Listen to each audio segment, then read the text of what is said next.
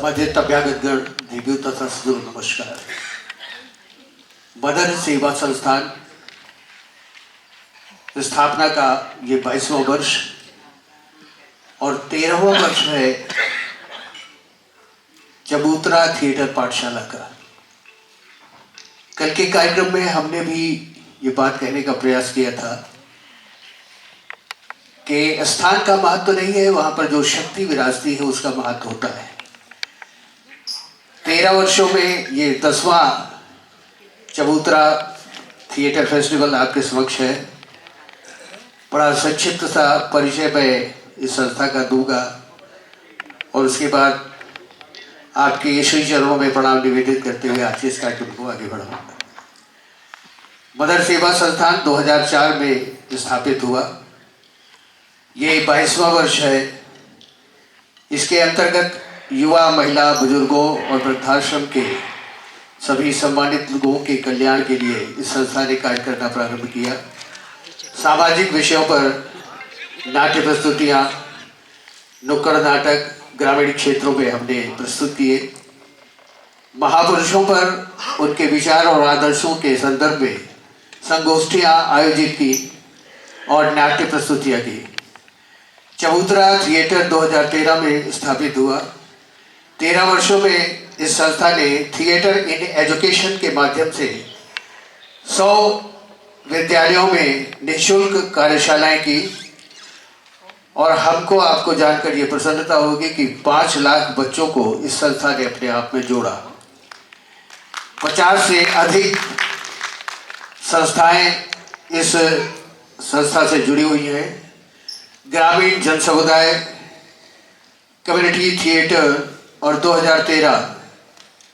2017 से Filmonia film acting academy की स्थापना हुई इसी संस्था के माध्यम से।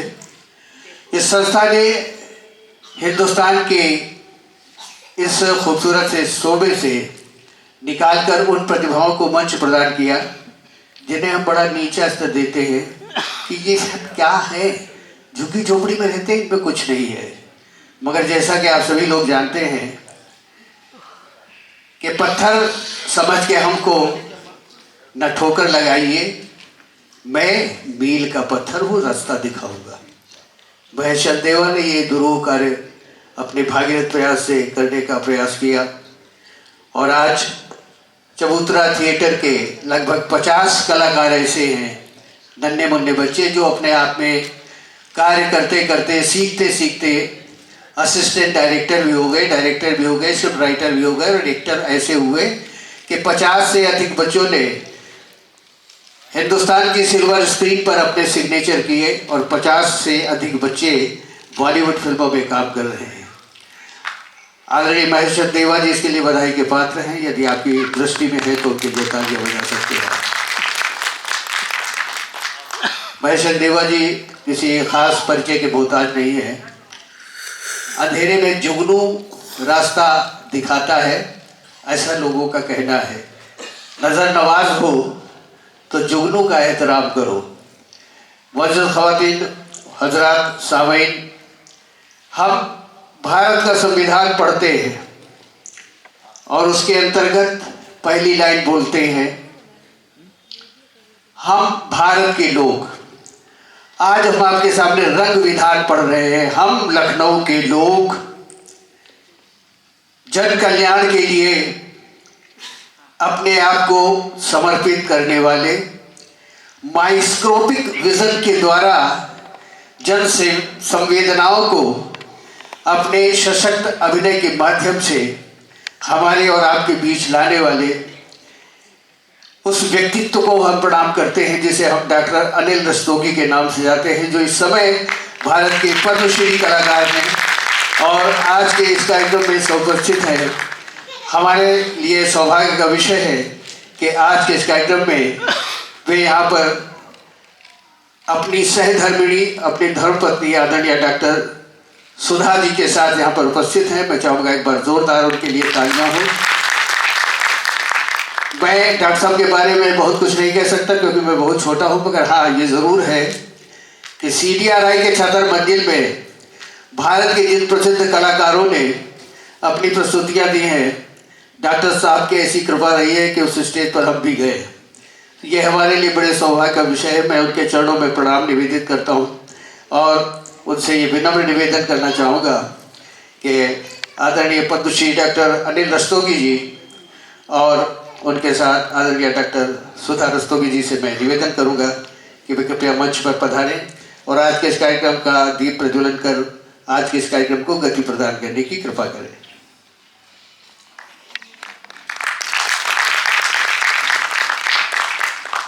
ओम यम ब्रह्मा वरुणेन्द्र रुद्रमरुताः स्तुवन्ति दिव्यस्तवै वेदैः साङ्गपदक्रमोपनिषदैः गायन्त्यं सामगा ध्यानावस्थिततद्गतेन मनसा पश्यन्त्यं योगिनो यशान्तं विदुषासुरगणान् देवाय तस्मै नमः। हम उस परम सत्ता को प्रणाम करते हैं जिसके संरक्षण में हम और आप जीवन का शुभारंभ करते हैं। ऐसे ही कहा जाता है कि जब बिल्कुल अंधकार था तब भी ज्योति प्रकाशित हुई थी और हमारे और आपके मन का अंधकार अशेष हो, हम अंधकार को न कोसे बल्कि दीप जलाएं। आंगन आंगन दीप जलाने मैं चलता हूँ तू भी चल।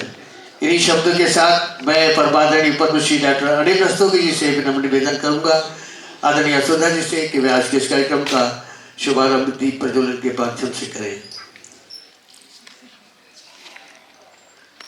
अस्तो मां सद्गमय तमसो मां ज्योतिर्गमय मृत्युर्मां अमृतमय। हम असत्य से सत्य की ओर, अज्ञान से ज्ञान की ओर, अंधकार से प्रकाश की ओर अपने व्यक्तित्व और कृतित्व के माध्यम से मरणशील स्थिति से इतर अमरत्व को प्राप्त करें। इन्हीं शुभकामनाओं के साथ आज का ये दीप प्रज्वलन का कार्यक्रम यहाँ पर संपन्न हो रहा है। आपकी उपस्थिति हमें आपकी तालियों के माध्यम से इस मंच पर आपकी आशीर्वाद में ध्वनि के द्वारा यहाँ पर प्रेषित होगी। बहुत बहुत धन्यवाद। डॉक्टर साहब हमारे सामने हैं, उनके लिए हम 2 लाइनें बहुत पहले से लिख के लाए थे, आज उनको हम सुना देना चाहते हैं कि हाशिए पर भी अब जगह न बची, हाशिए पर भी अब जगह न बची, तेरी तारीफ हम कहाँ लिखे। ये डॉक्टर अनिल रस्तोगी जी है। क्योंकि जो तुम हो वही मैं हूँ, तकमील है बस इतनी, तुम हुस्न के मालिक हो मैं हुस्न का दीवाना। मैं राजेंद्र विश्वकर्मा यार आपके चरणों में प्रणाम निवेदित करता हूँ और आपसे विनम्र निवेदन करना चाहूँगा कि आपकी जो वाणी से आशीर्वचन के शब्द निकलते हैं वो केवल तन के लिए नहीं, तन के लिए विज्ञान और मन के लिए कला के जो साधक हैं उनसे निवेदन है कि वे आशीर्वचन दें। धन्यवाद। नमस्ते दोस्तों, अभी इतनी अच्छी एंकरिंग के बाद मैं क्या बोलूं मैं समझ नहीं पा रहा हूं। ये हमारे बच्चे जो हैं बहुत अच्छे एंकरिंग करते हैं। ये इनके पास खजाना है। मदर सेवा संस्थान मैं जानता हूं बहुत वर्षों से काम कर रहा है। मैंने बहुत ज़्यादा काम तो नहीं देखा, लेकिन इनका जो चबूतरा थिएटर है मैं उन बच्चों से भी मिला हूँ और बड़ी खुशी की बात है कि चबूतरा थिएटर से इन्होंने इतने बच्चों को जो ट्रेन किया है उसमें कुछ बच्चे तो इस कदर मेधावी निकले हैं इनकी ट्रेनिंग से कि वो एक्टर भी बने हैं, डायरेक्टर भी बने हैं, जैसा अभी आपने बताया। और बच्चों को ट्रेन करना एक बहुत दुष्कर कार्य होता है और ये महेश बहुत दिनों से कर रहे हैं और इनके बच्चे बड़ी बड़ी फिल्मों में आए और वो बच्चे आज अपनी जीविका बनाए हुए हैं, बहुत अच्छी तरीके से बम्बई में सेटल्ड हैं, फिल्में कर रहे हैं। और अभी इनके चबूतरा थिएटर के रेफरेंस बीबीसी ने भी दिया था। ये बहुत गर्व की बात है हम सब लोगों के लिए। वो मैंने देखी, वो जो क्लिपिंग थी वो उन्होंने इनके चबूतरा थिएटर के बारे में उसको डिस्कस किया। हमारे लखनऊ का कोई काम बीबीसी की लेवल पे डिस्कस हो, ये हमारे लिए बड़ी सौभाग्य की बात है। मैं विश करता हूँ महेश को ऐसे ही आगे काम करते रहें। और अब सबसे बड़ी बात यह है कि जिन बच्चों के साथ काम करते हैं ये वो बच्चे अंडर प्रिविलेज्ड क्लास के बच्चे होते हैं। बड़े बड़े घरों के बच्चों को तो बड़े स्कूल्स मिल जाते हैं, ट्रेनिंग करने के लिए जगह मिल जाती हैं, लेकिन उन बच्चों के साथ काम करना वाकई में एक बहुत क्रेडिट की बात है। और ये काम महेश ने ही शुरू किया है और यही इसको आज भी कर रहे हैं और मैं उम्मीद करता हूँ कि आगे भी करते रहेंगे। मैं इनको बहुत बहुत शुभकामनाएं देता हूँ, नगर सेवा संस्थान के लिए भी और चबूतरा थिएटर के लिए भी, और मुझे जो इन्होंने यहाँ बुलाया है इसके लिए इनका बहुत बहुत धन्यवाद। अब आप लोग आगे नाटक देखें, हम लोग भी देखते हैं। Thank you.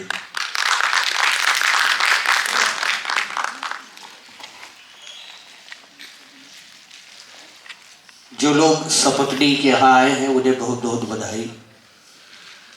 जो लोग बीवी को घर में छोड़ के आए हैं उनका भगवान मालिक है। और किसी भी शो में जाना, और अगर आपकी श्रीमती जी आपके साथ है बाइदी में, तो हंसने का प्रयास सोच समझ के कीजिएगा। घर लौटने के बाद आपका कोर्ट मार्शल हो सकता है। बीवी आपसे पूछ सकती है, ये बताओ वहाँ किसको देख के हंसे थे?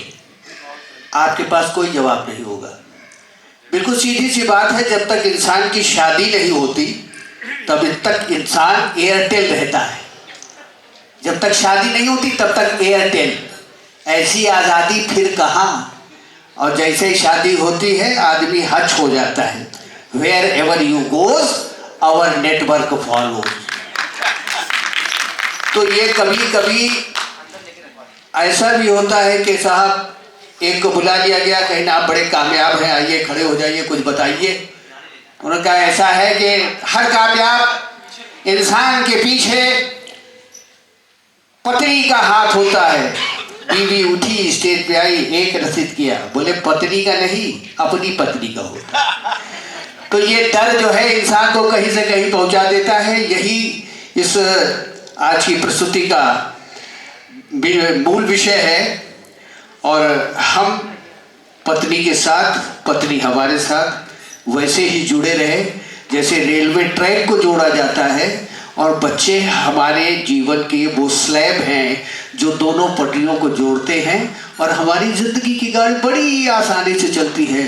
तो इन सारी चीज़ों को मद्देनजर रखते हुए डॉक्टर राकेश ऋषभ की मूल रचना, जिसका निर्देशन, परिकल्पना और प्रस्तुति का कार्य आपके समक्ष हम प्रस्तुत करने जा रहे हैं।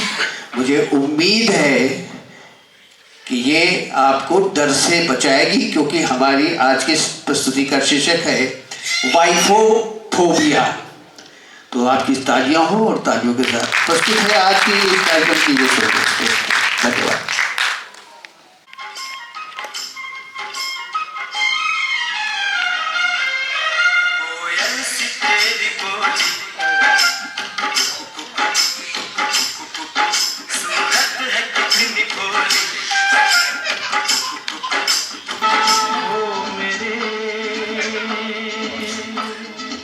दिल के चैन, ओ मेरे दिल के चैन, चैन आए मेरे दिल को दुआ कीजिए। वो आ गया, देखो देखो वो आ गया।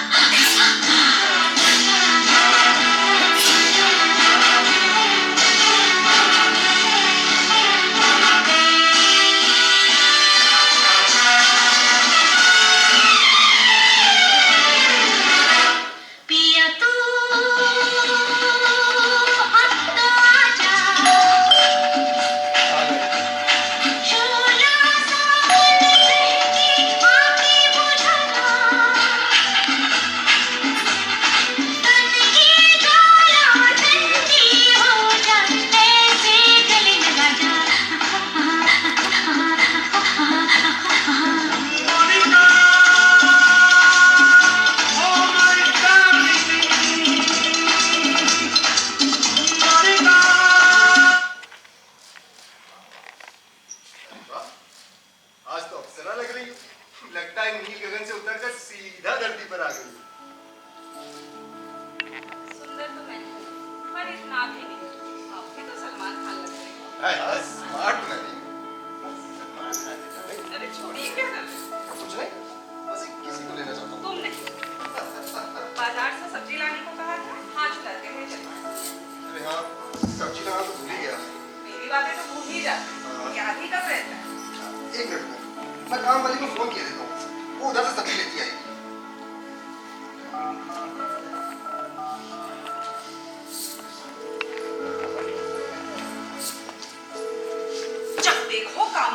काम वाली तुम्हारी घरवाली है क्या जो उसके पीछे पड़े रहते हो? अरे, कैसी बातें करती हो? पागल हो क्या? पागल तुम हो, तुम्हारे माँ बाप हैं, मैं पागल नहीं हूँ, समझे? अरे बाबा इतना चिल्लाती क्यों हो? चिल्ला नहीं रही हूँ, तुम अपनी आदत सुधार लो, नहीं तो मुझसे बुरा कोई नहीं होगा। आखिर मैंने किया क्या है? तुम खुद जाकर सब्जी नहीं ला सकते थे? अरे तो काम वाली सब्जी ले आएगी तो कौन सा पहाड़ टूट पड़ेगा? वो चुड़ैल क्यों लाई? उसको देख देख के पेट नहीं भरता जो फोन पे भी उसी से बातें करते रहते हो? क्या क्या इल्जाम लगाती रहती हो? इधर कई दिनों से देख रही हूँ, तुम उसके पीछे दीवाने हो गए हो, उसी को ताकते रहते हो। हमारा दिमाग खराब है। पता नहीं किसने तुम्हारा नाम शांति देवी रख दिया। तुम्हारा नाम ज्वालामुखी होना चाहिए था। अब तुम्हारा नाम? मेरा नाम एकदम ठीक है, मगन लाल। मैं हमेशा खुश रहता हूँ। काम वाली नौकरानी को भी उससे खुश रहती। घृणा होती है तुमको देखकर। क्या क्या बकती जा रही है? मैं कुछ बोल नहीं रहा हूँ, इसका मतलब ये है कि मैंने आपको चूड़ियां पहन रखी है। अच्छा, बड़े मर्द बनते हो, मुझे ताव देते हो। क्या ये झूठ है? जब मैं मायके चली गई थी तो रात 10 बजे तक खाना बनाकर खिलाकर ही जाती थी, कदमोनी चुड़ैल। हाँ, तो इसमें कौन सी बड़ी बात है? मैं रोजाना 10 बजे ही खाना खाता हूँ। तो बनाकर क्यों नहीं चली जाती थी? उसको भी तो मजा आता होगा। शांति, अब चुप रहो। कैसे मिर्चा लग गया? कड़वी बात ऐसे ही लगी। कड़वी बात? क्या कड़वी बात? बहुत मिर्चा लग गया। न जाने सुजुकी ने कैसा जादू कर दिया। मैं कहता हूँ चुप हो जाओ। क्या करोगे? मारोगे? हाँ, मारूंगा। इतनी हिम्मत है तुम्हारी? मुझे मारोगे? शांति देवी को मारोगे? हराम कहीं का मुझे मारोगा? मैं तुम्हारा मुंह नोच, जिससे होता है उसी से नैन मटक्का करते रहता है और मुझे मारेगा। मार के दिखा, चूहा, रप्पू झन्ना। मैं कहता हूँ चुप हो जाओ, वरना बहुत बुरा हो जाएगा। क्या बुरा हो जाएगा? तू मार मुझे, छू कर देख, फिर मैं तुझे कैसे मजा सकता। चुप हो जाओ। चुप चुप चुप तो हो जा, कल मुहारी। मुझे नीच कहा, कलमुआ कहा। जब तक काम वाली नौकरानी को नहीं छोड़ोगे तब तक तू नीच है, पापी है, कुकर्मी है, कलमुआ है। कोई सबूत है? देखा है कभी किसी के साथ? सबूत अदालत मांगी, मैं नहीं, मुझे किसी ने बताया है। उससे बड़ा सबूत और क्या होगा? ठीक है, अब कल से ना तो नौकरानी आएगी और ना काम वाली। तुम्हारे बाप का राज है, वो दोनों आएंगी। तुम ना उसे देखोगे ना उससे बात करोगे। ये कैसे हो सकता है? हाँ, ये कैसे हो सकता है? सामने राधा रानी रहे और कृष्ण कन्हैया को देखे बिना चैन कहाँ? बुढ़ा गए लेकिन सुधरे नहीं। मैं कहती हूँ सुधर जाओ, नहीं तो मैं तुम्हें सुधार दूंगी, समझे? सारे झूठे इल्जाम लगाकर मेरी जिंदगी तबाह करने पर तुली हो। मैंने कभी किसी को गलत निगाह से नहीं देखा। तू देखता ही क्यों है किसी को? तो क्या अपनी आंखें फोड़ लूं? तू क्या आंखें फोड़ेगा? तेरी आंखें मैं फोड़ दूंगी एक दिन। बहुत हो गया शांति देवी, तुम चुप हो जाओ। घर नर्क बना दिया, रोज लड़ती हो बिना किसी बात के। बिना आपके धुआं नहीं उठता और मैं तुम्हें अच्छे से जानती हूँ तुम कितना गिर सकते हो। क्या हरामखोर! चुप चुप।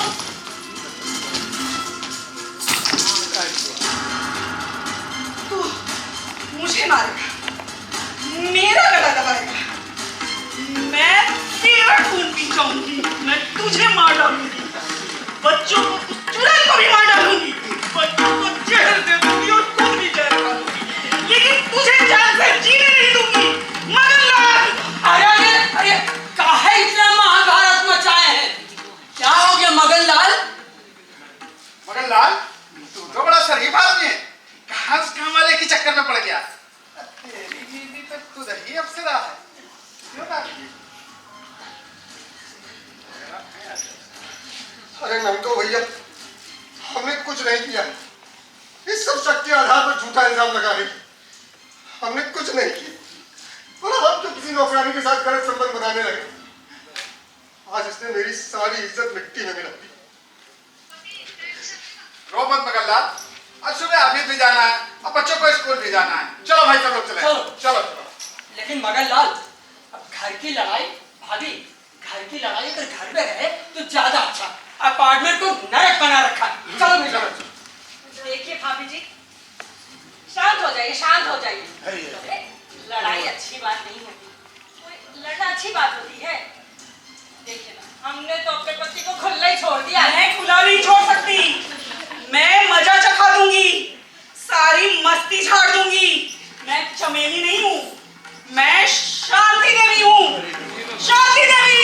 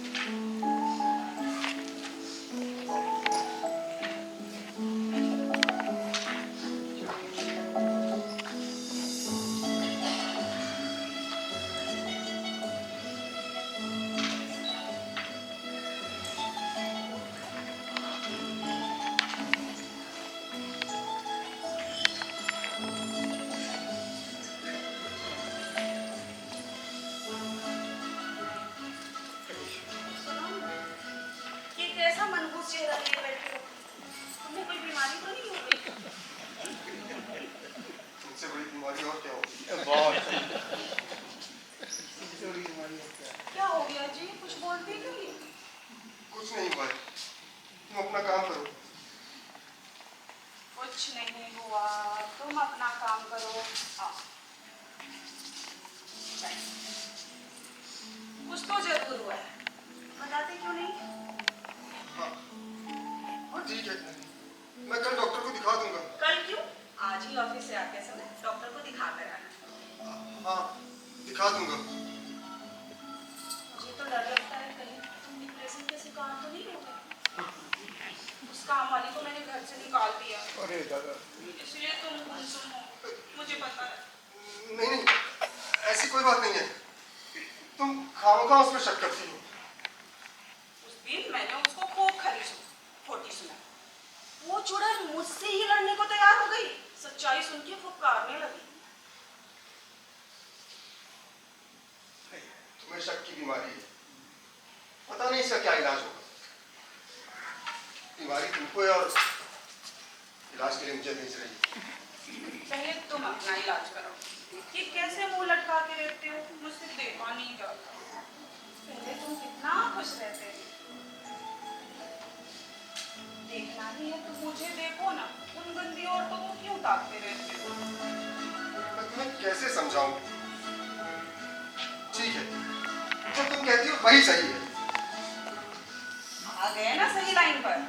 मैं जानती थी दाल में जरूर कुछ काला है। आग जहाँ होती है धुआं वहीं उठता है। यही बात अगर कल बता दिए होते तो झगड़ा ही क्यों होता? तुम जो कह रही हो सब सही है। ये मत सोचना कि मैं तुमसे प्यार नहीं करती। मैं तुमसे बहुत प्यार करती हूँ। इतना करती हूँ जितना तुमसे कोई नहीं कर सकता। क्या हुआ? क्यों भाग रहे हो? क्या बदबू आ रही है मेरे ढंग से? नहीं नहीं, ऐसी कोई बात नहीं है। वो ऑफिस जाना है ना। अच्छा मैं जाता हूँ। तुम्हें जरूर कुछ हुआ है। किसी ने जादू टोना किया है। मुझे तो शक है तुम्हारी ऑफिस वाली ने जादू टोना किया है। हाँ किया होगा। देखा, मेरा सब सही निकला। हाँ, तुम गलत हो ही नहीं सकती। अच्छा मैं जाता हूँ। अच्छा सुनो, शाम को सब्जी जरूर लेके आना। हाँ, ले आऊंगा। और हाँ, डॉक्टर को भी दिखा देना। हाँ दिखा दूंगा। बाय। बाय।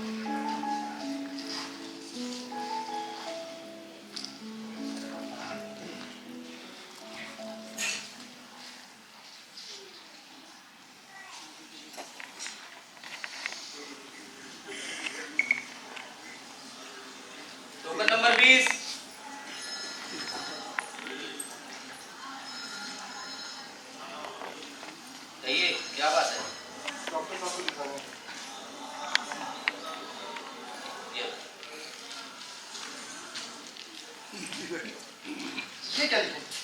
डॉक्टर मरने डॉक्टर क्यों? ये लोगों को मार डालते हैं क्या? अरे नहीं भाई, ये तो खुद ही एक बार मर के जिंदा हो गए, तभी से लोगों ने इनका नाम मरडेर रख दिया, समझे? समझ गया। ये मरते हुए को जिंदा कर देते हैं। समझदार ज्यादा ही लगते हो। समझदार तो हूँ, पर क्या करूँ? बीवी से परेशान हूँ। अच्छा तो तुम मरने की बात क्यों कर रहे हो? क्योंकि मैं मरा हुआ ही हूँ। तुम तो जिंदा हो। मैं तो मुझे मरा हुआ ही समझो। मैं जिंदा दिखता हूँ नहीं।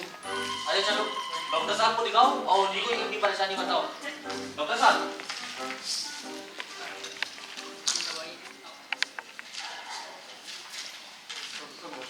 नमस्कार। क्या नाम है? जी मगन लाल। मगनलाल, हमेशा मगन रहते हैं क्या? क्या सुंदर नाम, गुड नेम। शादी से पहले खुश रहता था, पर अब नहीं। क्या तकलीफ है? जी मुझे हमेशा डर जैसा महसूस होता है। लगता है कोई मेरा गला दबा देगा। हमेशा तनाव रहता है, काम में मन नहीं लगता, भूख नहीं लगती, चेहरा हमेशा उदास रहता है।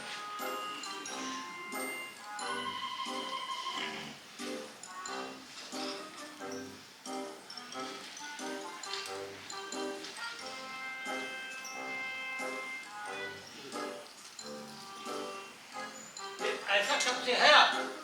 जी शादी के 2 महीने बाद।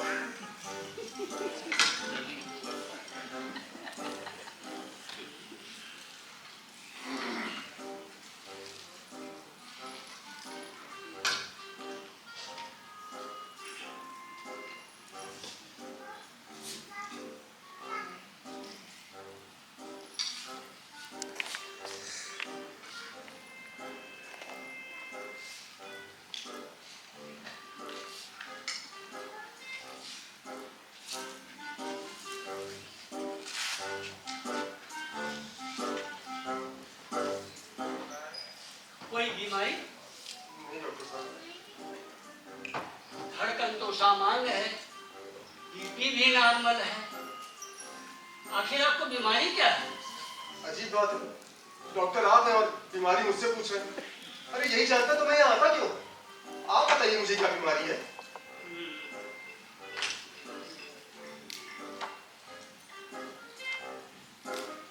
आखिर बीमारी क्या है? हाँ,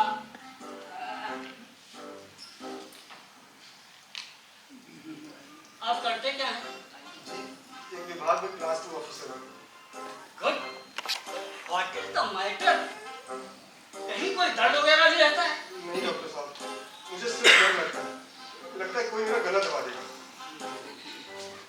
तो ये डर आपको हमेशा लगा रहता है या कभी कभी डर का दौरा पड़ता है? डॉक्टर साहब डर तब लगता है जब मैं अपने घर पहुँचता हूँ। ऑफिस में मैं एकदम सामान्य रहता हूँ, बाहर सब ठीक रहता है, घर पहुँचते ही बीमारी चालू हो जाती है। अच्छा, तो ये बीमारी शादी से 1-2 महीने बाद ही शुरू हुई। हाँ डॉक्टर साहब। तो पत्नी को देखकर भी डर भय लगता होगा, हाँ हाँ और पत्नी को देखकर टपटपी भी आती होगी। हाँ डॉक्टर साहब, ऐसा ही होता है। और घर से बाहर जाते ही एकदम जी जी डॉक्टर साहब, पर मुझे बीमारी क्या है वो तो बताइए। तुम्हें वाइफोफोबिया हो गया है। वाइफोफोबिया? जी हाँ, वाइफोफोबिया। इसमें पत्नी से डर लगता है। पत्नी भय बनकर पति के मन में घुस जाती है। और वाइफोफोबिया जिसको हो जाती है बचता नहीं है।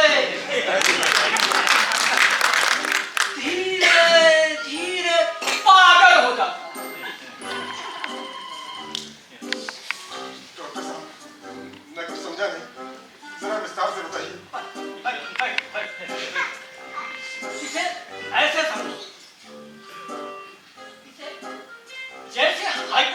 फोबिया में आदमी को पानी से डर लगता है, वैसे ही वाइफोफोबिया में वाइफ से डर लगता है। घर से बाहर सामान, घर में आते ही डर भय मन में छा जाता है और आदमी को पता भी नहीं चलता कि आखिर उसे हुआ क्या। हाँ, सही कह रहे हैं। मुझे भी पता नहीं चलता कि मुझे क्या हुआ है। अब तुम्हारा बचना मुश्किल है। मुझे बता, मैं आपका उपकार जिंदगी भर नहीं भूलूंगा। अब तुम्हें भगवान भी नहीं बचा सकता। तुम धीरे धीरे पागल हो जाओगे, आगे और कुछ करने को तो नहीं है। मुझे बचा लीजिए डॉक्टर साहब, मुझे बचा लीजिए। जब तुम्हें बचाने का एक ही उपाय है। वो क्या है? जल्दी बताइए। ठीक ठीक, पहले थोड़ा रोना धोना बंद करो। जो उपाय है वो मेरे बस का नहीं है। मैं मरना नहीं चाहता, मुझे बचा लीजिए, मुझे भी बहुत काम करना है। इस बीमारी का इलाज मेरे पास नहीं है, लेकिन मैं तुम्हें रिफर कर सकता हूँ, वहां से तुमको आराम मिल जाएगा। जल्दी कर दीजिए। हाँ, मैं तुरंत जाकर अपना इलाज करवाऊंगा।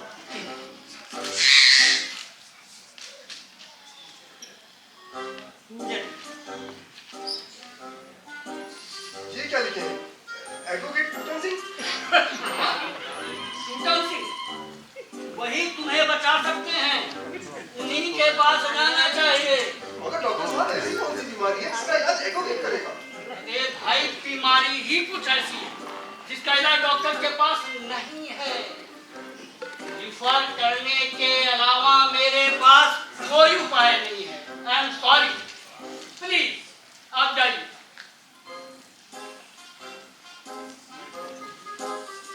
और हाँ, मगन रहना है तो एडवोकेट टूटन सिंह के पास तुरंत जाइए, प्लीज। नमस्ते। नेक्स्ट।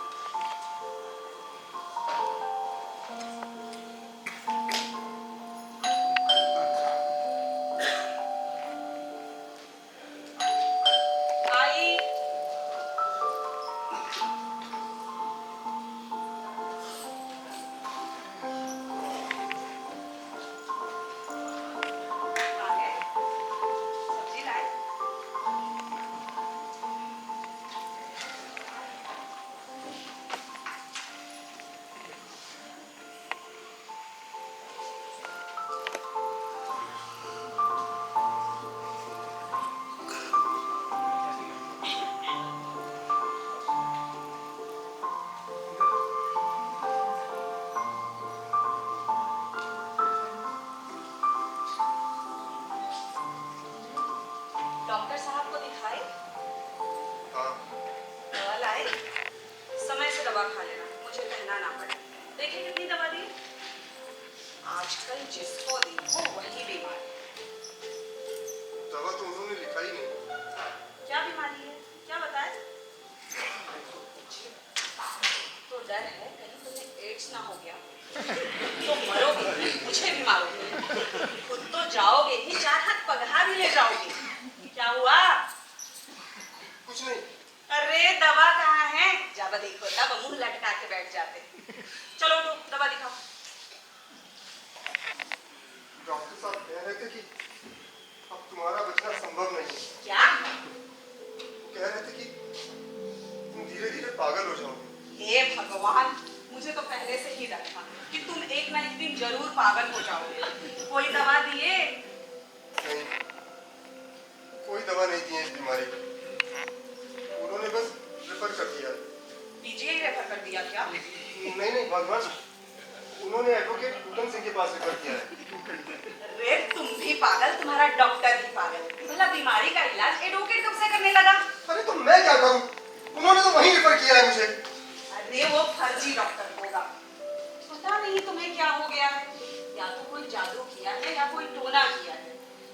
ये बेचारे एडवोकेट क्या करेगा? तो ठीक है ना, एक और मिल लेने में क्या अर्ज है?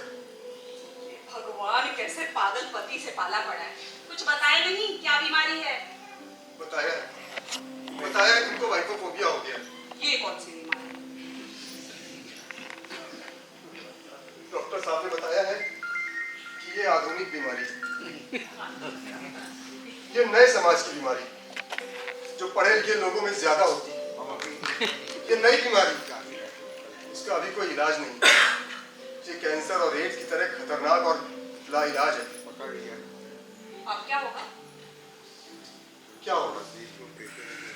कल जाकर एडवोकेट से मिलता हूँ, फिर बताऊंगा क्या होगा। अरे एडवोकेट क्या करेगा जी? मैं तो कहती हूँ किसी मानसिक रोग विशेषज्ञ को दिखाइए, नूर मंजिल चले जाइए, कुछ तो इलाज होगा। पहले एक बार एडवोकेट से मिल लूं। आखिर एक एमडी डॉक्टर ने रिफर किया है तो कुछ सोच समझ कर ही रिफर किया होगा ना। मुझे तो तुम्हारी बातें सुनकर ऐसा लगता है कि तुम वाकई पागल हो गए। अब सचमुच तुम्हारा कोई इलाज नहीं है। अब मेरा क्या होगा? अब रोने से कुछ नहीं होगा। तसल्ली तो मिलेगी। मैं क्या जानती थी कि मेरी शादी एक पागल से हो रही है। मैंने तो भाग ही फूट गए जो मेरी शादी तुम जैसे पागल से हो गई। मेरी तो जिंदगी ही बर्बाद हो गई। मन करता है तुमको पीट कर ठीक कर दूं। तुम्हारा सारा पागलपन दूर कर दूं। चले जाओ मेरे नजरों के सामने से। जाते क्यों नहीं?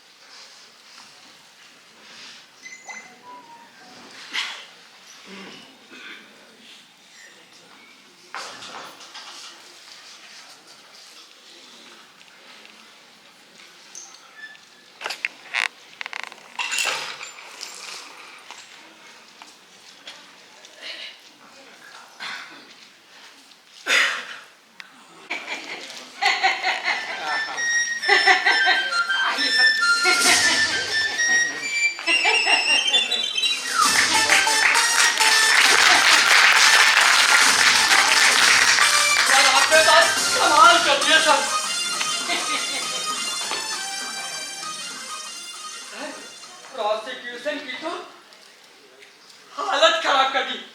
अब जज साहब कितना खुश हो रहे थे साहब। साहब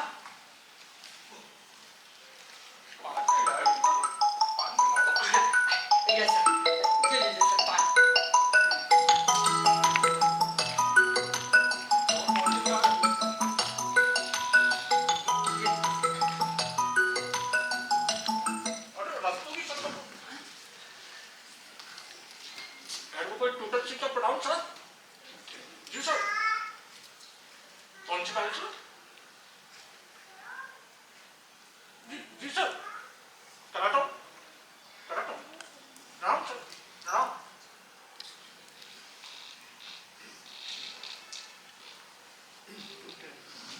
क्या हो गया सर? जी सर। महेश चंद देवर जी की फाइल रेडी है? रेडी है? सर बिल्कुल तैयार है सर। दिखाओ। देखिए सर, ये देखिए सर। सर पूरी रात हमने चक्के तैयार किए सर। ये देखिए सर। ये देखिए। ये क्या किया हो? हाँ? ये क्या किया हो, पुटर? अरे तुम तो आईपीसी की परिभाषा ही बदल दोगे यार। Sorry sir. ये AK-47 कौन सी डाला होने लगी? मिस्टेक हो गई सर। ये ब्लंडर है, ब्लंडर। अरे ऐसे कोई क्लाइंट आएंगे अपने पास? बाहर से आएंगे उल्टा। मैं ठीक करता हूँ सर। सर क्लाइंट बाहर नहीं जाएंगे सर। क्लाइंट आ गया। नमस्कार। नमस्कार। बैठिए। ये कहिए, कैसे हैं? ठीक नहीं, इसीलिए आया हूँ। क्या हुआ बेटा? मुझे तो कुछ समझ में नहीं आ रहा कि मुझे क्या हो गया। तो हमें कौन सा समझ में आ रहा है? अभी साफ साफ बताइए, हुआ क्या? क्या बताएं वकील साहब, मेरा नाम मगन लाल है। शादी से पहले मैं मगन रहता था, मुझे कभी कोई बीमारी नहीं थी और शादी के बाद से मैं दुखीराम हूँ। कभी कभी तो मैं सोचता हूँ कि अपना नाम मगन लाल से बदलकर दुखीराम रखूं। और नाम में क्या रखता है? मेरा देख लो, पहले मेरा नाम पलटन सिंह था। जब से लोगों की शादी तुड़वाने लगा, लोगों ने मेरा नाम बदलकर टूटन सिंह रख दिया। आप बस अपनी समस्या बताइए, और करना क्या है वो बताइए। वकील साहब, मेरी तो ये समझ में नहीं आया कि वो डॉक्टर साहब ने मुझे आपके पास रेफर क्यों किया है।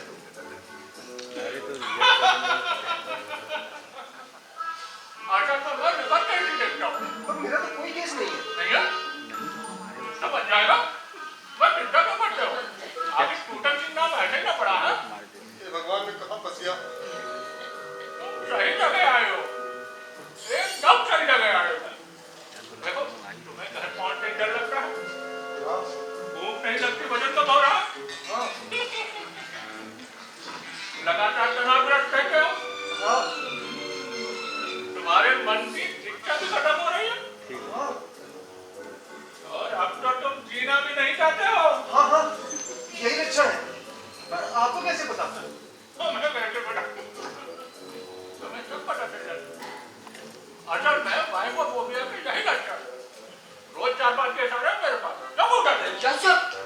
इलाज के साथ ये बीमारी भी बढ़ती जा रही है।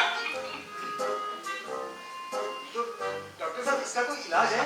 तुम भूल गए, मैं डॉक्टर नहीं वकील हूँ। मेरे लिए तो आप डॉक्टर ही हैं। मैं समझ गया डॉक्टर साहब ने मुझे आपके पास क्यों रिफर किया है। असल में आप डॉक्टर हैं पर लिखते वकील हैं।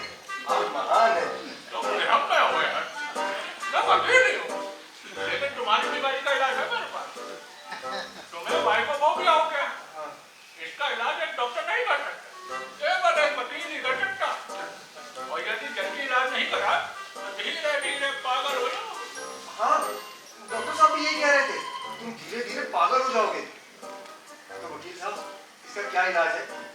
जल्दी बताइए, मुझे इस बीमारी से बचा लीजिए। हाँ, इलाज है, जड़ से इलाज है। अब देखो, तुम मेरे पास आ गए हो तो घबराओ नहीं। मैंने फीस की बात कर रहा, इलाज बात करो। हाँ, कितनी फीस है? मैं तुरंत देता हूँ। उतावला मत होइए। ये बताइए, इकट्ठा बताओ या किस्त में? इकट्ठा बताइए, मैं इकट्ठा दे दूंगा। इकट्ठा 5 लाख। 5 लाख? अरे बाप रे, इतनी फीस?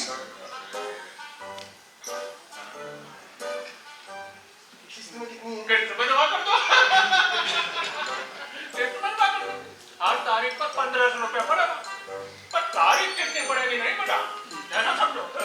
लेकिन पैसा एडवांस में ही देना होगा, सोच लो। वकील साहब, ये तो बहुत ज्यादा है, बहुत ज्यादा फीस है। तो भाई बीमारी में तो लाइलाज है, डॉक्टरों के बस की बात नहीं है। और इसमें पता नहीं मुझे कितना झूठ बोलना पड़ेगा, क्या बोल रहे हो? उसकी भी तो अलग से फीस लगेगी, इसीलिए सब जोड़ के बताया। अच्छा, अच्छा, आप इलाज क्या करेंगे वो तो बताइए। ऑपरेशन करेंगे, दवाई देंगे या इंजेक्शन लगाएंगे? मैं दवा इंजेक्शन के चक्कर में पड़ता ही नहीं, सीधा ऑपरेशन करता हूँ। 20 बीमारी कोई जब से काट के फेंक देता हूँ। मतलब मेरा ऑपरेशन वो भी एक वकील करेगा? ना बाबा ना, मुझे नहीं कराना अपना इलाज। नहीं नहीं नहीं नहीं, देखिए मिस इंटरप्रिटेशन मत करिए। इलाज तुम्हारा ही होगा, लेकिन ऑपरेशन तुम्हारी बीवी का होगा। बीवी का? क्या? तो ठीक है, आप इलाज शुरू करिए, मैं कल ही 5 लाख रुपए लेकर आता हूँ। ठीक है, कल आप 5 लाख रुपए लेके आ जाइएगा, तभी मैं इलाज शुरू करता हूँ। तब तक मैं ये काम ठीक कराता हूँ। जी वकील साहब। अच्छा, नमस्कार। नमस्कार।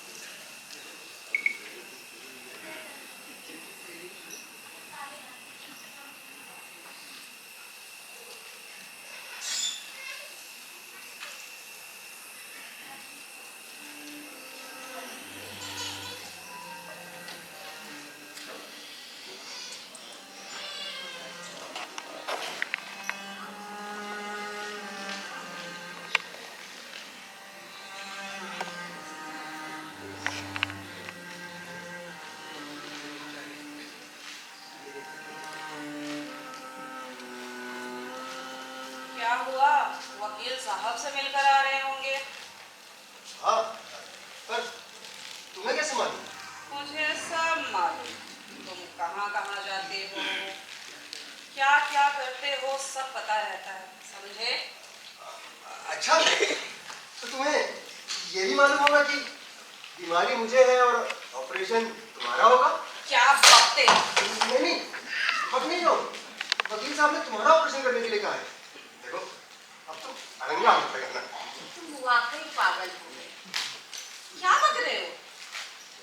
बीमारी का इलाज डॉक्टर करता है, तुम ये वकील से करा रहे हो, वो भी मेरा ऑपरेशन। वकील इनका इलाज करेगा, ये तो सुन सुन के मैं पागल हूँ। देखो, तुम बिल्कुल परेशान मत हो। कल वकील साहब ने मुझे बुलाया है, कल से वो मेरा इलाज शुरू करेंगे। पगलाओ नहीं, होश में आ। वो वकील वाला क्या करेगा? तुम्हें वहां जाने की कोई जरूरत नहीं है। हाँ। समझे? समझे कि नहीं? हाँ, नहीं जाऊंगा।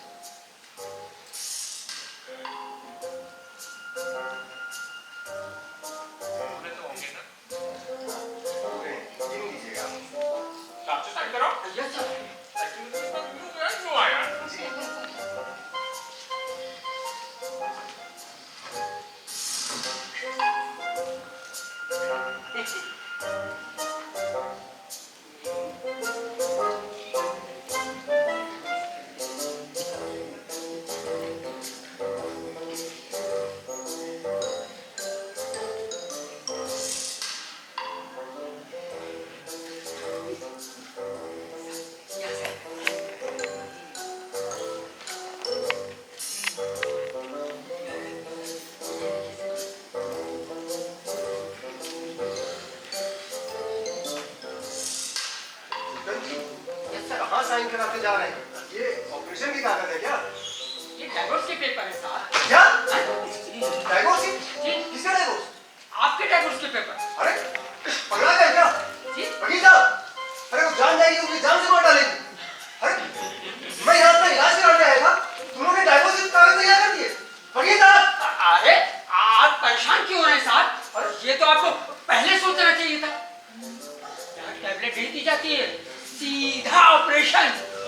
न रहेगा बांस और न बजेगी बांसुरी। बौखला क्यों रहे हैं साहब? नहीं, मुझे डाइवोर्स नहीं चाहिए। वकील साहब, वकील साहब, नहीं, मेरा पैसा वापस कर दीजिए। मुझे इलाज नहीं कराना जिससे मेरी जान चली जाए। हरी शांति देवी जान जाएगी, मुझे कच्चा चबा जाएगी, खुद भी मर जाएगी। बाप रे बाप। अरे इतना काम क्यों रहे हैं आप? बैठिए। अरे यही तो बीमारी है। हाँ मैं तो लक्षण ही भूल गया था। लेकिन मगनलाल, तुम तो मन से मरे हुए हो यार। इस लाश को ढो रहे हो। अरे आप किसका डर? दुनिया भर में बाइकोफोबिया का यही एकमात्र इलाज है, डाइवोर्स, तलाक। और यदि तुम तलाक कहीं भी लेते हो तो एक ना एक दिन तो ऐसे ही पागल हो जाते हैं। और वो तो तुम्हें अभी से पागल समझती है। आप उसको जानते नहीं हैं। उसका सिर्फ नाम जानती देवी, वो पूरी ज्वालामुखी है। आपका हाथ जल जाएगा इस में। अरे छोड़िए, ऐसी ज्वालामुखी मैंने बहुत देखी है मगनलाल जी। अब पता नहीं कितनी ज्वालामुखियों को शांत कर शांति देवी बना दिया इस टूटल सिंह ने। आप चिंता ना करो साहब, इस बीमारी का यही एकमात्र कानूनी इलाज है। कोई और उपाय हो तो बताइए। मैं इस बारे में विचार भी नहीं करना चाहता। और कोई उपाय नहीं है। देखो, मारोगे पीटोगे तो जेल जाओगे, 6 महीने तक जमानत नहीं होगी। एक लड़की को घूर कर देखने पर भी कड़ी सजा का प्रावधान है, समझे? अरे मैं क्या उसको मारूंगा? वही मुझे मारती है, मार डालने की धमकी देती है, कहती है जहर देके सबको मार डालूंगी। मुझे तो अंगिनत बार पीट चुकी है। गाली तो उसकी जबान पे रहती है, कितनी बार दी होगी कोई गिनती नहीं। मुझे तो लगता है वो एक मोटा डंडा लेके मुझे पीटने के लिए ढूंढ रही होगी। वकील साहब, वो देखिए वकील साहब, वो वकील साहब, वकील साहब, संभालिए अपने आप को। उठिए मगनलाल जी, कहाँ मुझे चले जा रहे हैं? क्या कर रहे हैं साहब? बैठिए बैठिए, उधर पानी पिलाना। बिल्कुल आपकी ये लीजिए सर, पानी।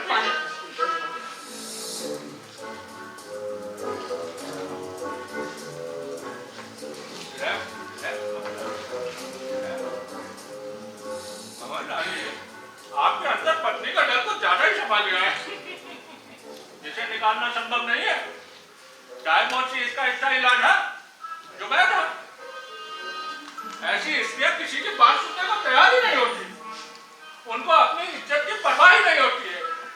अरे मैं तो कहता हूँ, एक शरीफ आदमी ऐसी स्त्रियों के साथ रह नहीं सकता। मैं बहुत शरीफ हूँ और उसने मेरी शराबत की धज्जियां उड़ा दी है। वो कहती है तुमसे ज्यादा बदतमीज इंसान इस दुनिया में कोई नहीं है। बताइए, मैं आपको बदतमीज दिखता हूँ? मैं आपको बदतमीज दिखता हूँ? नहीं, बिल्कुल नहीं। ऐसा है, आप तो बहुत ही शरीफ है। हीरा है हीरा, कब उड़ती सर? वो आपकी पहचान कर ही नहीं सकते। आपकी जीवन संगली लायक ही नहीं है वो। मैं एक बहुत सुंदर लड़की, बिल्कुल कुंवारी लड़की से आपसे शादी करा दूंगा। एक लोग तो मुंह में पानी आ जाएगा। फोटो तो होगी, बट दिखा दीजिए प्लीज। फोटो भी है और अभी नहीं। पहले आप घर जाइए और आराम से सोच लीजिए, अब कल आकर हमें बताइए करना क्या। जाइए साहब।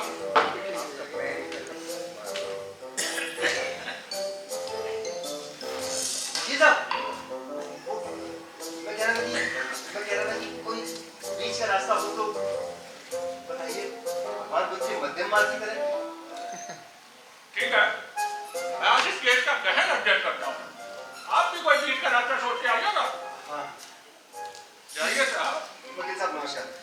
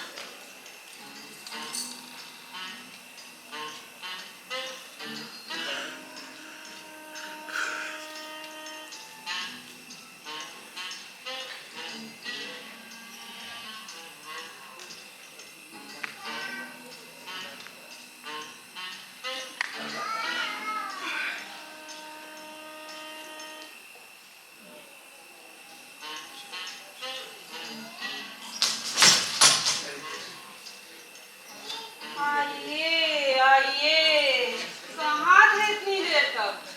फोन क्यों बंद था? इस समय 11 बज रहा है। वहाँ क्या बैठकर अंडा दे रहे थे? मैं पूछती हूँ कहाँ थे इतनी देर तक? फोन क्यों बंद था? बताया तो दफ्तर में था, इसीलिए देर हो गई। झूठ बोलते हो।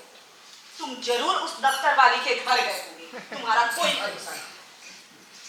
जीएम साहब ने बुला दिया था आवाज पर, इसीलिए देर हो गई। जीएम साहब के बीवी बच्चे नहीं है क्या, जो अफसरों को 11 बजे रात तक बुलाकर क्या करते हैं? उनके बीवी बच्चे सब नैनीताल में हैं। तो दूसरों को चैन से रहने दे। वैसे भी तुम कुछ काम धाम तो करते नहीं। 6 बजे के बाद बैठते रहते हो। कुछ ना कुछ मामला है तुम्हारा और तुम्हारे जीएम का। वो कम थोड़ी है। क्या क्या बकती जा रही हो? कुछ सोचती विचारती नहीं हो क्या? जो मुंह में आया उठ पटांग से बक दिया। मैं बक रही हूँ। मैं बक रही हूँ। मुझे कुछ कहा ना तो तुम मुंह तोड़ दूंगी, सारी इज्जत उतार दूंगी, समझे? थोड़ी देर के लिए अपनी औकात भूल गया था, थोड़ा जोश आ गया।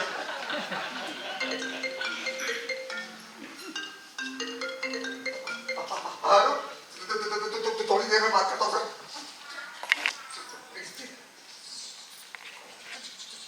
किसका फोन है? उसी कुतिया का होगा। अब बात करने से पेट नहीं भरा जो अब फोन मिलाई है? किसी दिन मैं इस फोन को ही तोड़ के फेंक दूंगी। किसी दिन, आज भी तोड़ के। जब देखो तब फोन पे लगे रहते। हाँ, कोई काम नहीं है। कभी ऑफिस वाली, कभी दिल्ली वाली, कभी लंदन वाली, कभी कलकत्ता वाली, कभी लखनऊ वाली, कभी कपड़े वाली। कितना बतियाते हैं। मुझसे बात करने के लिए इनके पास टाइम ही नहीं रहता। उन कुतियों से बात करने के लिए दिन भर टाइम रहता है। रात को 11 बजे आती है, ऊपर से लग गए बात करने के लिए। मैं कब से बेवकूफ की तरह इंतजार कर रही हूँ, लेकिन इनको क्यों फर्क पड़ेगा? इनको बात करना है। लो बतियाओ को, ना रहेगी बांस न बजेगी बांसुरी।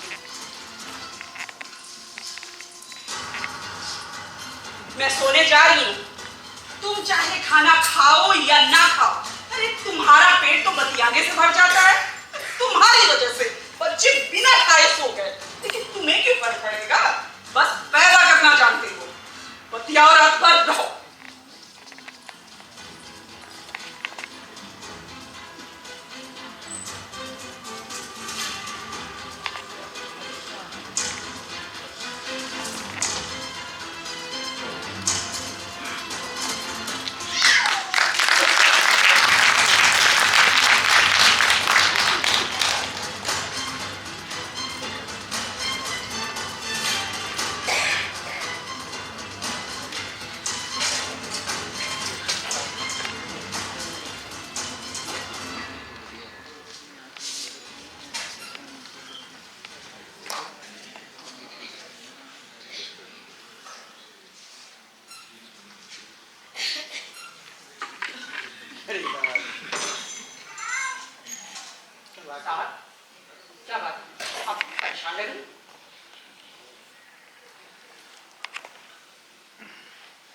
पियेंगे साहब?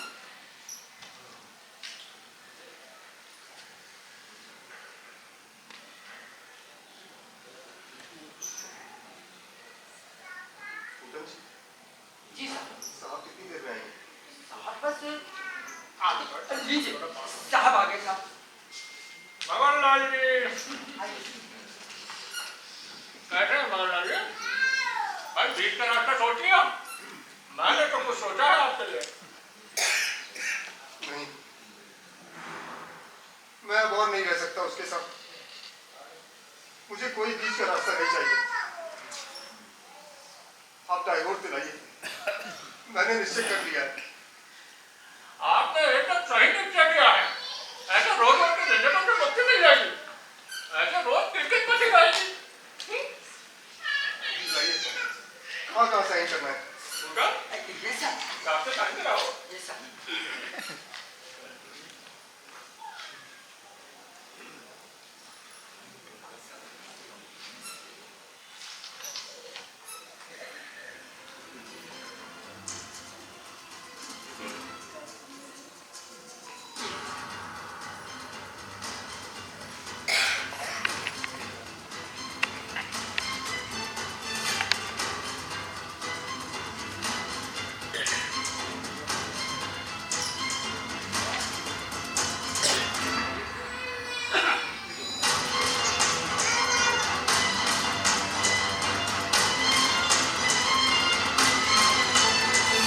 भाई बधाई हो मगनलाल जी, बधाई हो।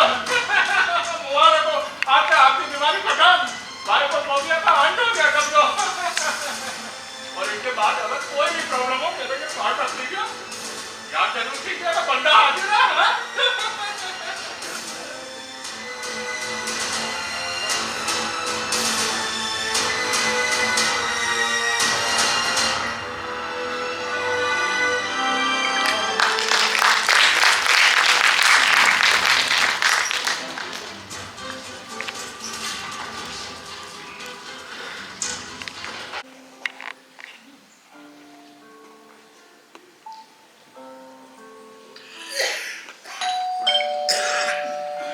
पोस्टमैन।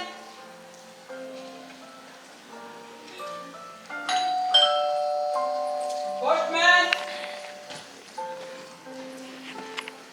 नमस्ते।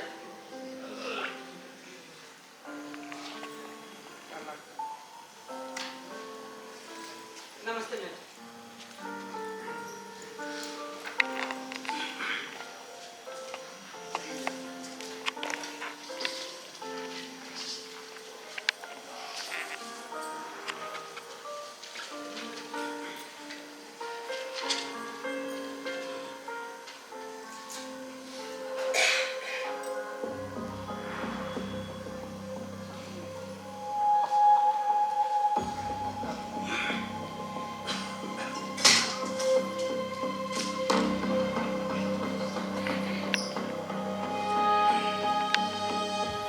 डाइवोर्स? मगनलाल मुझे डाइवोर्स दे रहा है। तेरी ये मजाल, हरामी कुत्ते के पिल्ले, मैं तेरा गला दबा दूंगी। मैं तुम्हारे साथ नहीं रह सकता। तुम्हारा रास्ता अलग, मेरा रास्ता अलग। उस या के चक्कर में मुझे डाइवोर्स देना चाहता है। मैं तुझे जिंदगी भर तलाक नहीं दूंगी। तुझे तड़पा तड़पा कर मारूंगी। मैं देखती हूँ तू कैसे तलाक लेता है। बता मेरे अंदर क्या कमी है? तू ये सोच रहा था कि मुझे तलाक देके उस कुटिया से शादी कर लेगा। मैं तुझे चैन से जीने ही नहीं, मरने भी नहीं दूंगी। तू बोल, कुछ बोलता क्यों नहीं? मेरे शक के कारण हुआ ये। तूने मेरी जिंदगी हराम कर दी। चक्की औरत। बता मेरे अंदर क्या नहीं था? तू रात को 11 बजे तक ऑफिस में यही सब करते रहता था ना। मुझे पता था कि एक ना एक दिन ये होके रहेगा। तू मुझे तलाक देगा, इससे बेहतर है कि मैं तुझे मार ही डालूं।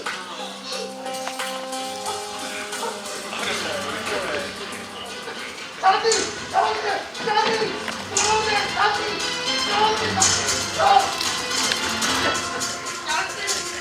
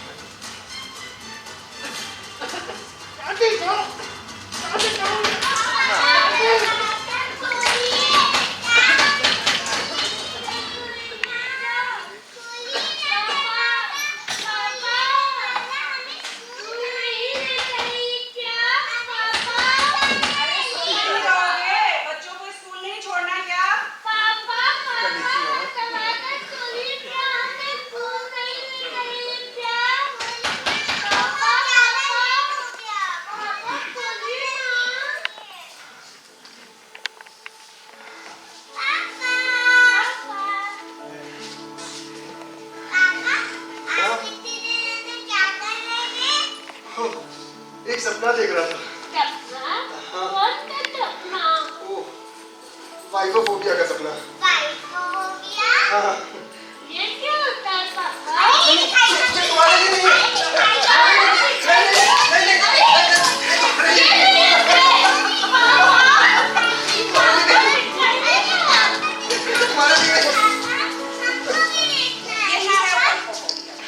भगवान बचाए इस वाइफोफोबिया से।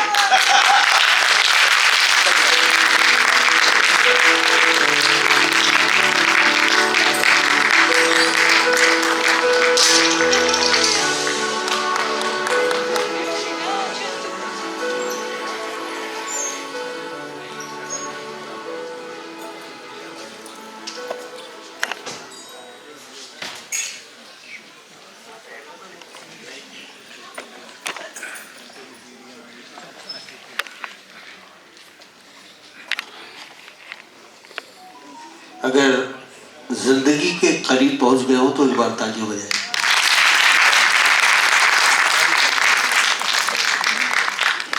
बड़े बुजुर्गों ने कहा है कि शक की दवा हकीम लुकमान के पास भी नहीं थी। संदेह हमारी जिंदगी में बहुत कुछ कर सकता है। ये तो इत्तेफाक है कि हम ख्वाब व ख्याल में जिंदगी जीते चले आते हैं और कहीं ना कहीं कुछ न कुछ हमारे साथ कभी कभी अप्रत्याशित रूप से घटित होता है। ये प्ले आपको कैसा लगा? आपकी तालियां इस बात की दुआ करेंगी। आज के इस कार्यक्रम में हमारे जो कलाकार इस मंच पर अपनी कला का प्रदर्शन कर रहे थे उनका मैं परिचय करवाना चाहूँगा। नाम भले कुछ भी हो, और ऐसा कहा जाता है कभी कभी नाम के विपरीत गुण हो जाते हैं। तो सबसे पहले आप क्रांति की जो प्रमुख पात्र हैं, मैं शांति देवी को इस मंच पर आमंत्रित कर रहा हूँ। शांति देवी, अमृता सिंह राजपूत, दरे दबे कुचले बड़े मासूम, कहीं भी किसी भी जगह खड़बड़ा के गिर जाने वाले ऐसे पतियों की संख्या भारत में बहुतायत में पाई जाती है। ऐसे पति से आपकी मुलाकात कर रहा हूँ, मगर लाल रूपल अग्रवाल।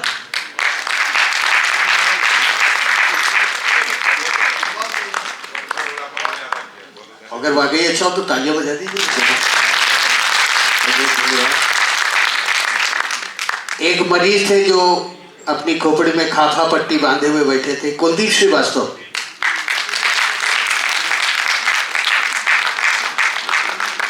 डॉक्टर के बारे में लोग कहते हैं कि जब भगवान किसी से नाराज होता है तो डॉक्टर के पास भेज देता है, और डॉक्टर नाराज होता है तो डॉक्टर मरणेंद्र से आपकी मुलाकात, उन्नत बहादुर सिंह जी।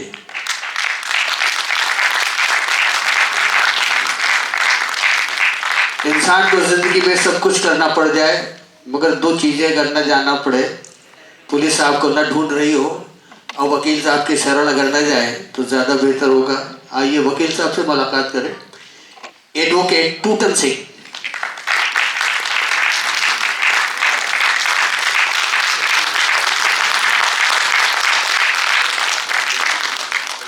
हमारी इस प्रस्तुति के अगले कलाकार जिन्होंने दो चरित्रों का निर्वाह किया, राम दुलारे और साथ में टूटन सिंह, के पांडे जी।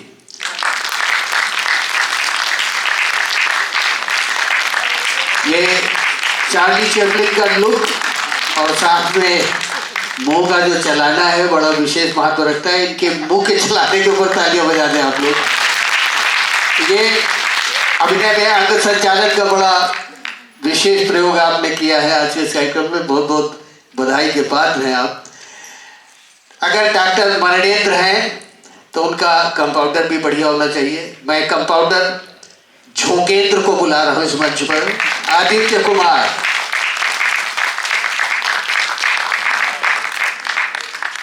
चमेली, लता वाजपेयी,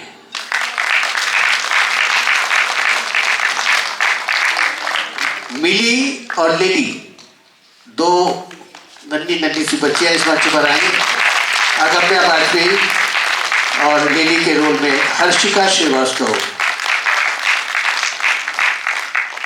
हमारी आज की इस प्रस्तुति में मंच से परे, जिनकी वजह से हम आपको दिखाई दे रहे हैं,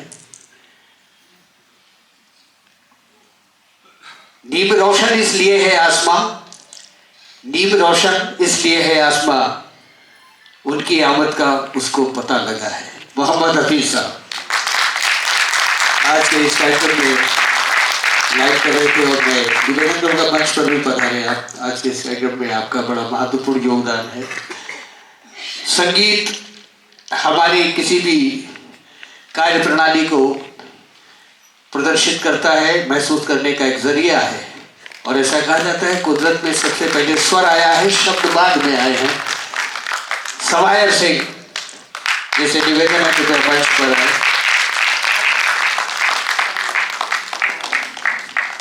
अगर राजा राजा न दिखाई दे और फकीर फकीर न दिखाई दे तो समझ लीजिए कि रूप सज्जा नहीं हुई। तो मैं जनाब शहीर साहब को इस मंच पर आमंत्रित करना चाहूँगा।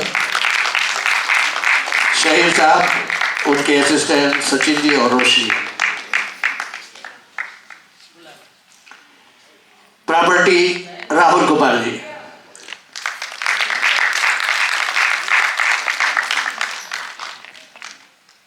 मंच निर्माण अजित कुमार और राहुल कुमार सिंह। ये सब कुछ हो गया, मगर कोई अगर डॉक्यूमेंट्री एविडेंस ना हो तो कोई भी कार्यक्रम ऐसे ही हो जाता है। जंगल में मोर नाचा किसने देखा। तो मोहम्मद अनवर बेग साहब को मैं इस मदु करना चाहूँगा आज के इस मंच पर वो पधारे, जो हमारे वीडियो और फोटोग्राफर हैं आज के प्रोग्राम में। कैमरे के पीछे वो हमारे बीच उपस्थित हैं।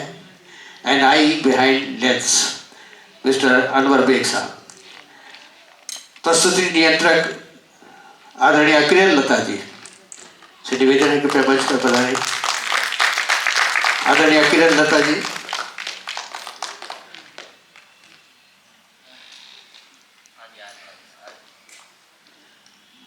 आप सेल्फ कंट्रोल हैं, बहुत देर में आ रही हैं, जल्दी आ जाइए। पूरा ड्रामा कंट्रोल हो चुका है। तालियां बजा दीजिए किरण लता जी के लिए। ये जो आवाज आप तक जा रही है, बस ये समझिए कि वही आवाज देता है, वही आवाज देता है, वही परवाज देता है, वही आवाज देता है, वही परवाज देता है, वही शाहो गदा को उनका हर अंदाज देता है। आया है जर्रे जर्रे में मगर दिखता नहीं सबको, वो जिससे राजी होता है उसी को राज देता है। मुश्ताक साहब के लिए तालियां बजाएं। हमारे लखनऊ शहर के बहुत सीनियर साउंड ऑपरेटर हैं, आज के इस कार्यक्रम में यहाँ पर उपस्थित हैं। उनसे भी निवेदन करूँगा कि वो इस मंच पर आए। ये जो कुछ भी आप देख रहे हैं, इसके पीछे एक व्यक्तित्व है और उस व्यक्तित्व का एक निवेदन है जो मुझे कार्यक्रम के प्रारंभ में करना चाहिए था, मगर आज मैं इस प्रस्तुति के समापन के अवसर पर मैं ये निवेदन करना चाहूँगा। आपकी बूंद से सागर बन सकता है। तरलता, सरलता, संस्कार और संवेदनाएं, और हमारे भारत के इस लखनऊ शहर में बच्चों की मासूमियत और उनकी प्रतिभा को अगर आप बढ़ते हुए देखना चाहते हैं तो इस संस्था का यथोचित जहां आपकी जितनी इच्छा हो आर्थिक सहयोग अवश्य करने की कृपा करेंगे। मैं इन्हीं शब्दों के साथ, इसी निवेदन के साथ मैं इस मंच पर पूरी प्रस्तुति के जो परिकल्पक और साथ में निर्देशक हैं आदरणीय महेश्वर देवा जी को इस मंच पर आमंत्रित करना चाहूँगा कि वो आज के इस कार्यक्रम में यहाँ इस मंच पर उपस्थित हो। आदरणीय महेश्वर देवा जी। और इस मंच में जितना भी आप देख रहे हैं कि इनकी आवाज़ और लगातार जिस तरीके से इन्होंने नाटक तो बाद में, नाटक से पहले और नाटक के बाद में जो सभा बांधने का काम किया है राजेंद्र विश्वकर्मा हरिहर जी, इनके बारे में जोरदार तालियां। क्योंकि मैं जब सॉन्ग एंड ड्रामा में था तब मैं फोक डांस सीखने के लिए NSD के उस समय फोक डांस के वहाँ पे डायरेक्टर थे गीतम नाटक प्रभाग के सुरेंद्र प्रसाद जी। तो मुझे रिदम मेरे अंदर नहीं था, तो ये छड़ी लेकर के हम लोगों को सिखाते थे। मैम था, सुदर्शन थे, बहुत सारे लोग थे जो मुझे सिखाते थे कि कैसे नृत्य करना है। और मैं वहाँ एक्टिंग के लिए गया था कि नाटक करूँगा, लेकिन इन्होंने डांस सिखा दिया। तो मैं इनको एक तरीके से, ये मेरे बहुत बचपन के ये गुरु भी हैं और ये सहयोगी भी हैं, और पिछले 10 साल से चबूतरा थिएटर फेस्टिवल को ये होस्ट कर रहे हैं और लगातार इनका पूरा योगदान रहता है। तो मैं तहे दिल से आपका शुक्रगुजार हूँ। बहुत बहुत धन्यवाद और बहुत बहुत धन्यवाद। आज आप सब लोग आए, लेकिन कल भी आइएगा। और मैं चाहता हूँ कि अंतिम नाटक को, इससे पूर्व मैं चाहूँगा डॉक्टर अनिल रस्तोगी सर एक बार और मंच पर आ जाएं। और मेरा सौभाग्य है कि डॉक्टर साहब से तो मेरा परिचय है ही है, और ये भी सौभाग्य है कि मैं नारी शिक्षा निकेतन में डिग्री सेक्शन में जब इम्तहान होते थे उसमें मैंने वाटर बॉय का रोल किया है। मैं सारे परीक्षार्थियों को और इन्विजिलेटर्स को मैं पानी पिलाता था, क्योंकि हमारे मामा जी और मामी जी उस नारी शिक्षा निकेतन डिग्री कॉलेज में सर्विस में थे। स्वरूप रानी बख्शी जी, साना चटर्जी, विनोद चटर्जी का वो पीरियड था, उस समय हमने आपके विद्यालय में सेवाएं की हैं। तो हमारा ये भी सौभाग्य, डॉक्टर प्रोफेसर सुधा रस्तोगी जी इस मंच पर अगर आ जाएं तो मैं समझूंगा कि ये प्रस्तुति संपूर्ण हुई, क्योंकि उनका आगमन हमारे लिए बड़ा श्रेयस्कर है। निवेदन है आपसे, कृपया मंच पर आने की कृपा करें।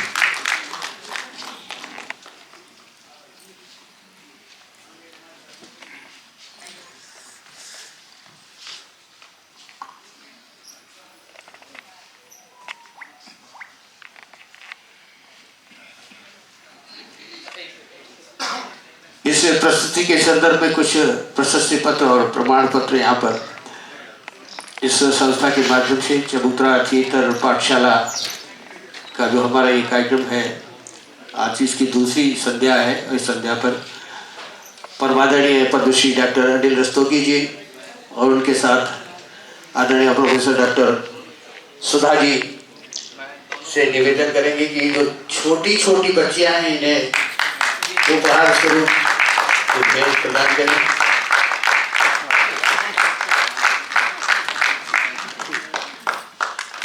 अमृता सिंह जी अपना प्रमाण पत्र सम्माननीय मुख्य अतिथि महोदय से ग्रहण करेंगी आज के इस कार्यक्रम में।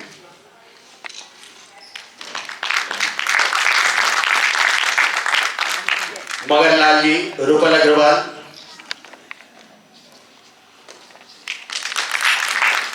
नानकाऊ कुलदीप श्रीवास्तव, डॉक्टर मरणेंद्र उन्नत बहादुर सिंह जी, एडवोकेट टूटल सिंह, सर इनका आप नाम बता दीजिए। आदरणीय राहुल प्रताप सिंह जी। कोई केस ऐसा हो तो इनके पास चले जाइएगा आप लोग। राम द्वारे तुम रखवारे हो ना आगे अपने बेचारे। राम दुलारे फूटन सिंह, ऐसा मुंशी अगर मिल जाए तो कोई केस इधर से उधर नहीं हो सकता। ताली बजा लीजिए मुंशी जी के लिए। कंपाउंडर छोकेंद्र सिंह, भैया इसको बैलेंस करना, हम तो डिसबैलेंस है। चमेली लता वाजपेयी,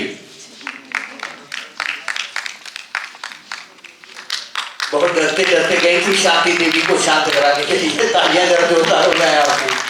बहुत ही सुंदर प्रस्तुति। मेरी अगम्या वाजपेयी, लिली हर्षिका श्रीवास्तव। इस प्रस्तुति के बारे में मैं 2 शब्द के लिए विनम्र निवेदन करूंगा आदरणीय डॉक्टर साहब से कि 2 शब्द अवश्य करें। बच्चों की प्रस्तुति है, चाहे वो बड़े साइज के हो चाहे छोटे साइज के। देखिए, नाटक का वैसे तो बहुत से उद्देश्य होते हैं, लेकिन मुख्य उद्देश्य होता है एक समस्या का समाधान ढूंढना, कोई समस्या जो हो उसको प्रस्तुत करना और हास्य से प्रकट करना। तो मुझे लगता है कि नाटक हास्य भी रहा, इन्होंने लोगों को हंसाया भी, और ईश्वर न करे ऐसी समस्या किसी घर में हो, लेकिन अगर हो तो उसका निदान भी हो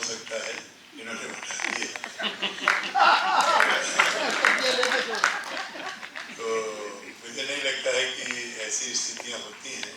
कभी कभी एग्जैजरेटेड चीज़ें होती हैं जो मंच पे पेश की जाती हैं लोगों का मनोरंजन करने के लिए, और मुझे लगता है कि ये जो कहानी महेश ने ली थी वो ऐसी कोई कहानी थी, और मुझे नहीं लगता है कि हमारी ये बहू रानी जो है ऐसी हैं जो ऐसी ट्रीट होती होंगी। और जो इन्होंने जो नौकरानी पेश किया है, तो अब साहब ये तो बड़ा मुश्किल है कि अगर ऐसी नौकरानी आप घर में रखेंगे तो लोगों को तकलीफ तो हो ही जाएगी। चलिए, आपने एक अच्छा नाटक देखा, एक मनोरंजक नाटक देखा। मैं महेश को बधाई देता हूँ, पूरी टीम को बधाई देता हूँ। और नाटक एक ऐसी विधा है जो कि सिर्फ मनोरंजन के लिए नहीं होती है, ये एक आपकी अपनी पर्सनैलिटी बिल्ड करने में भी मदद करती है। तो ये ज़रूर है कि बहुत से लोग नाटक को बहुत कैजुअली लेते हैं, तो कैजुअली लेने वाली चीज़ नहीं है, इसको सिंसियरली करना चाहिए, मेहनत से करना चाहिए।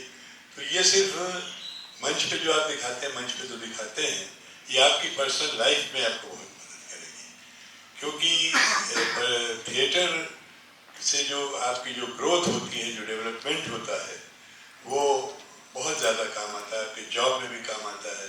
जो आप लोगों से मिलते हैं, आपके बातचीत करने के तरीक़ों में काम आता है। जब आप कोई जॉब करते हैं, वहाँ आपके और आपकी जो बॉस की डीलिंग होती है, उसमें मदद करता है। जब आप कोई इंटरव्यू में जाते हैं, तो वहाँ आपको इंटरव्यू फेस करने में मदद करता है। मैं बस यही कहना चाहूँगा, ये जो हमारे कलाकार हैं, ये इसको सीरियसली लें और करें, आगे भी करें, और इनकी प्रस्तुतियाँ हम आगे भी यहाँ देखते रहें। Thank you so much. बहुत बहुत साधुवाद और आभार ज्ञापित करते हैं। तकदीर का खोटा है, मुकद्दर से लड़ा है। तकदीर का खोटा है, मुकद्दर से लड़ा है। दुनिया उसे कहती है चालाक बड़ा है। खुद 30 बरस का है और दौलत 60 बरस की, गिरती हुई दीवार के साए में खड़ा है। मैं फिर आज कोट करना चाहूंगा बशीर बद्र साहब को, चरागों को आंखों में महफूज रखना। बहुत दूर तक रात होगी, मुसाफिर है हम भी, मुसाफिर हो तुम भी, किसी मोड़ पर फिर मुलाकात होगी।